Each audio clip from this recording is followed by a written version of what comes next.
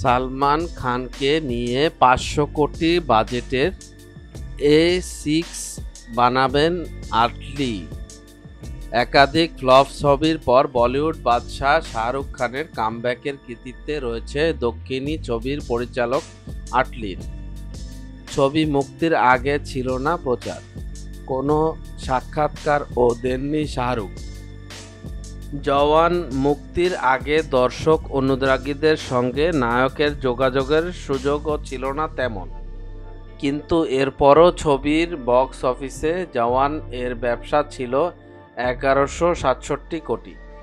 ভারতীয় সংবাদ মাধ্যম পিঙ্কভিলার খবরে বলা হয়েছে, কিং খানের পর এবার নতুন করে জোট বাঁধছেন আটলি।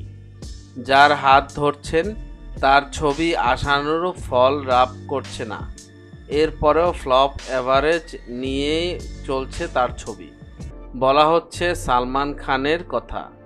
শোনা যাচ্ছে জওয়ান শাহরুখ খানকে নিয়ে পরিচালনার পর A6 নামে একটি ছবি আনছেন পরিচালক আটলি। সে ছবির নায়ক হবেন এবার সালমান খান। সম্প্রতি এক সাক্ষাৎকারে এই শুভ খবরটি জানিয়েছেন আটলি নিজেই। আটলি জানিয়েছেন, ছবিটি সালমান খানের ভক্তদের জন্য নিঃসন্দেহে ভালো একটি ছবি হতে চলেছে, যার মাধ্যমে সারা বিশ্বকে গর্বিত করবেন সালমান।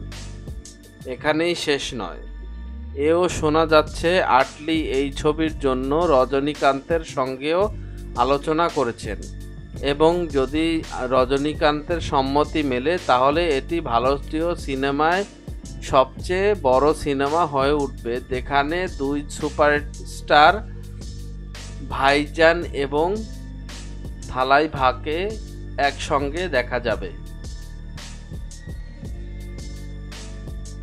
মিডিয়া জগতের এমন ইন্টারেস্টিং বিষয় জানার জন্য আমাদের এন্টারটেনমেন্ট আপডেটকে সাবস্ক্রাইব করুন এবং ভিডিওটি ভালো লাগলে শেয়ার করুন আপনার ফ্রেন্ডসের কাছে।